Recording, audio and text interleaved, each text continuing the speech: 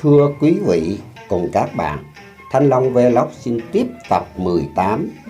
Qua ngày sau, không miễu không đình, hội tề công sở nhất tình quốc gia. Nước Tây Phiên nhà nhà không cha, niệm trời niệm Phật quốc gia an hòa. 18 nước như con một nhà, đều thời niệm Phật Di Đà công phu. Xin quý vị một đăng ký và rung chuông để xem tận thế và hội Long Hoa, cuộc tổng hợp tư tưởng các đạo giáo, Cơ Đốc giáo, Phật giáo, Cao Đài giáo, Phật Thầy Tây An, Phật giáo Hòa Hảo, các bậc vị nhân và các nhà bác học. Tiếp tập 18 nối về đời Thượng Ương. Trong hàng môn đệ của Đức Phật Thầy, ông Ba Thới kể ra là người viết nhiều về đời Thượng Ương hơn hết. Phải chăng ông Ba Thới đã nghĩ rằng nếu đớp nói đến đời Thượng Ương là đẹp mà không cho người đời biết, thì làm sao người đời ham hố cố gắng tu hành để đi đến? Nên ông Ba viết rõ về đời Thượng Ương. Trong Kinh Di Lặc và quyển Quy Nguyên Trực Chỉ, quốc độ của Phật Di Lặc đã được mô tả để so sánh coi có khác những điều mà Kinh Di Lặc và quyển Quy Nguyên Trực Chỉ đã nói không. Ông cho biết rằng khi lập lại thì đất địa bằng phẳng, không có bồi lỡ, biển không nổi cù lao nữa. Có thơ rằng sau đất bằng không thấp không cao, biển sông không nổi cù lao nữa rồi. Mé sông không lỡ không bồi, xanh sao y vậy nói rồi sâu coi. Chẳng những thế, nước trong chứ không độc, lại không ròng không lớn. Nước một bậc thanh thủy biển trời, không ròng không lớn, thuận đời chảy xuôi. Đất địa đã tốt đẹp như thế, thời tiết lại chỉ có hai mùa, xuân và thu. Lòng niệm Phật hẳn dạ chí tu, ngày sau lập lại xuân thu hai mùa. Bởi thế khi trời rất ấm áp, gió hai ngọn xuân nhật nguyệt thu, không lạnh không nực, chí tu để đời. Có điều không thể tưởng tượng được là hễ ban ngày thì có mặt trời mọc, còn ban đêm khi mặt trời lặn thì mặt trăng mọc. Đêm nào cũng như đêm ấy, đến chừng nào nhật nguyệt hiệp trăng, ngày thời ông mọc đêm trăng sáng hồi. Chẳng những thế, lúc mọc lúc lặn không như thời nay, vì thời tiết mà sai dịch. Tới ngày sau Tý Ngọ bất di, nhìn thời ông mọc bất tri giờ nào. Đêm giờ Tý ngày Ngọ hiệp vào, Tý Ngọ đứng bóng giờ nào lại tranh. Ngày 6 giờ đêm 6 canh, nguyệt xuất giờ tuất không tranh giờ nào. Thời tiết điều hòa như thế nên năm không có tháng nhuận. Tới ngày sau phong vũ có chừng 52 tháng, không nhuận như nay. Năm đã không nhuận thì tháng đã không có tháng thiếu. Nhật nhất ngọt tam thập nhật chiều mai, không dư không thiếu, khỏi tai khỏi nàng. Thời tiết đã điều hòa như thế, tất nhiên đất địa không phải như thời nay sinh ra cỏ cây hay gai gốc, mà sinh ra toàn là lúa trời. Muốn ăn khỏi cần xây giả, vì nó lớn bằng trái dừa. Hột lúa trời đỏ ruột, điểm khuyên trái dừa nhắm sức của tiên cho mình. Lúc ấy chỉ có hai hạt giống, chứ không có nhiều giống như đời nay. Sâu không nếp mà quết bánh phồng, còn hai giống gạo giữ lòng làm ăn. Nhưng chẳng phải lúa ấy mà giữ nguyên hình mãi đâu, vì qua thời Trung Nguyên, bởi chịu ảnh hưởng của thời tiết thay đổi mà nó biến hình đi. Sâu hột lúa vỏ trắng thiệt hình, trong ruột thời đỏ thế bình bất di. Tước vỏ vàng ruột trắng phân ly, Trung Nguyên khiến biến người thì tiêu diêu. Mùa tiết đã thuận, đất đai đã tốt, xanh toàn lúa, thì chẳng không còn loại độc trùng hay các loại thú vô ích nữa.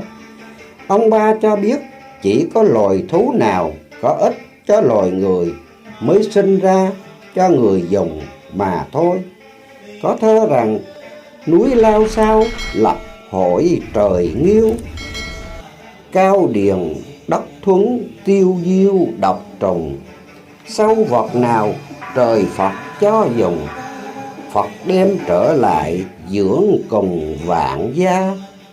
Tồn nhị thú phạm luật quốc gia, con trâu con chó cõi ta không cần. Tại đâu đời sâu không có loài trâu và loài chó? Điều ấy rất dễ hiểu, đã nói rằng loài thú nào có ích cho con người mới sinh ra. Ngày sau lúa đã mọc sẵn, người ta không còn cày cấy, thì con trâu dầu có được sinh ra cũng không còn ích lợi nữa. Còn loài chó sinh ra để giữ nhà, mà đời sau là đời nghiêu thuấn. Nhà không đóng cửa, của rơi không người lượm, thì còn đâu trộm cướp mà phải cần con chó để canh giữ nhà. Quả thật là đời nghiêu thuấn, nào là nhà không đóng cửa. Tri sự tiền lập hậu chánh minh, nhà không đóng cửa quảng thinh đêm ngày. Nào là của rơi không ai lượm, họ hàng khơi chiều mai ngó thấy, qua ngày sau của rơi chẳng lấy. Ông cho biết con người ngày sau có tài trí cao siêu lắm, lo việc hậu mới được lâu dài. Ngày sau nhiều kẻ phép tài trí tri, và họ vẫn biết bay và đặng hóa rồng vậy. Đạo trung dung xà đất hóa long, người thời không cánh không lông bay rầy. Muốn kiến thiết thế giới tốt đẹp như thế, ông cho biết việc sắp đặt phải mất 3 năm mới xong. Lập 3 năm điều đủ dưới trên, đồng chư quốc lập nên một cuộc. Thông minh đánh nhiều người không thuộc, vẫn trời xuôi nhất cuộc ban hưng. Nơi nơi phú túc hiển vang, chốn chốn hưởng an bang vận đạt. Về gia đình thì 5-7 người cùng ở một nhà, thuận hòa trên dưới. Cái tục lệ hát ca như đời nay không còn nữa. Qua ngày sau không hát không ca, 5-7 người ở lại nhất gia, vọng Đức Phật thích ca chí lý. 5-7 chủ hiệp tình nhất ý, Phật độ người tận lý quang minh. Vì đời người hiền lương, nhà nhà đều phú túc, cho nên không sinh ra trộm cướp. Bởi thế không có nhà ngục, người ở mỗi tỉnh vẫn có lập tòa án để hòa giải những việc bất đồng ý kiến nhỏ nhặt, cùng xem chừng việc trị lý trong dân gian. Có toàn án các tỉnh xăm xôi, không đường ngục thấp sâu côi để đời. Mà ngục cũng không có, cho nên cả pháp luật lập ra để răn phạt người đời. lại không có. Của người Tây trả lại người Tây, tân trào phế luật thẳng ngay trổ tài. Kiển tiên gia sâu đặng lâu dài, vô cùng mưu trí phép tài nối trên.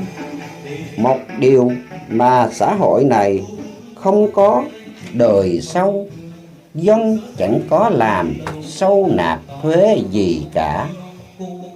Phật lập chánh chư quốc chư hầu, bán buôn lui tới phải điều nước Nam.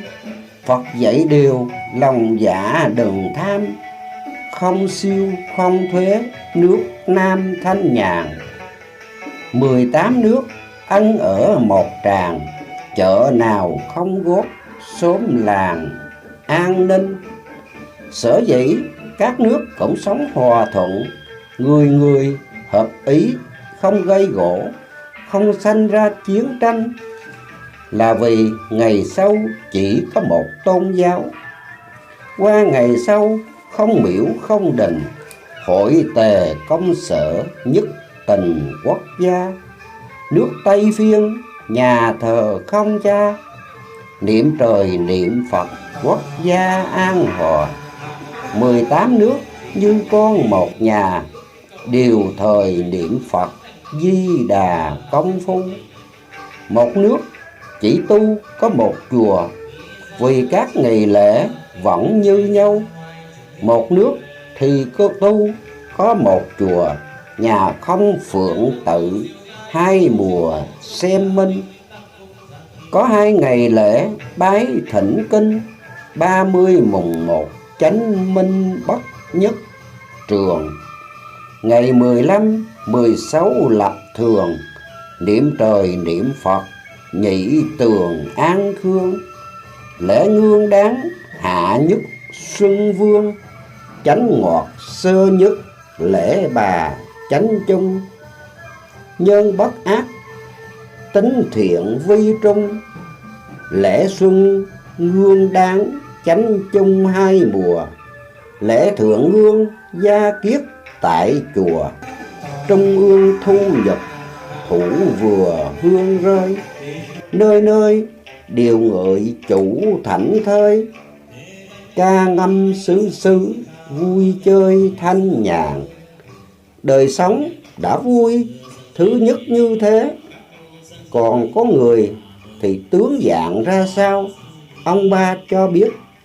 Đời sau trầu thuốc đều bỏ, nên răng thì trắng, tóc thì dài, da trắng và châu thân thì không có lông. Nhịn trầu thuốc biến nói biến cười, ngày sau răng trắng như người Quảng Đông. Nội châu thân không có mọc lông, tóc dài da trắng phụng lông dạng hình. Con mắt thì sáng người, miệng thì thơm.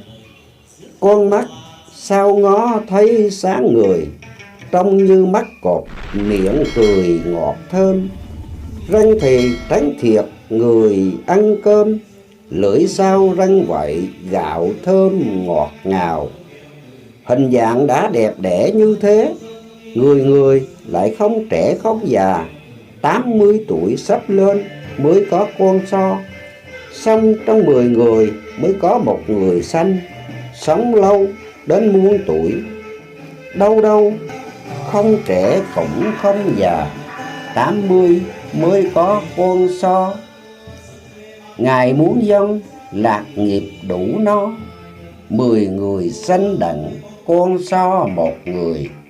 Người tốt tươi ăn nói vui cười, nhưng tuổi thọ ấy qua trung ương thì so lê giảm xuống còn trên 1000. Cũng như hột lúa bằng trái dừa, qua trung ương biến hình trở lại nhỏ. Người ăn nói bằng thẳng thiệt thà, trình thưa dậm dạ giữ mà phép khuôn. Lập thượng ương tuổi có muôn xuân, trung ương giữ dạ phép khuôn trên ngàn.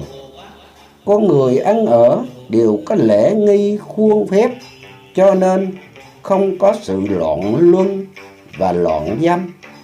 Ngày sau nhân bất loạn dâm, người nào nghịch tánh binh âm vật rồi, Phật cho tâm tánh định hồi, mang ri mọi rợ tiêu rồi sạch trơn. Thiên sanh tiền hải hậu sơn, tiền tầng hậu hơn, mang ơn cũng nhiều. Ông Ba Thới cho biết vợ chồng đời này là ôn khiên tuế trái, vay trả lẫn nhau, chỉ qua đời sau mới là thiệt vợ thiệt chồng.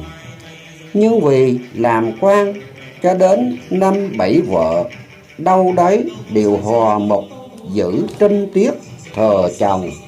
Có lẽ vì số đàn bà nhờ sự tu hành ở đời này mà được sống qua đời đó quá nhiều, sắp 5-7 lần số đàn ông. Qua ngày sau thiệt vợ thiệt duyên, đàn bà trinh tiết là vì ơn nuôi chồng. 5-7 vợ hiệp ý một lòng, thượng hòa hạ mục nuôi chồng làm quan. Một điều lạ nhất là đàn bà ở đời thượng nguồn không có đường kinh nguyệt nữa. Đường kinh nguyệt sau Phật xử tiêu, đời này ngang dập Phật diêu lõa lồ.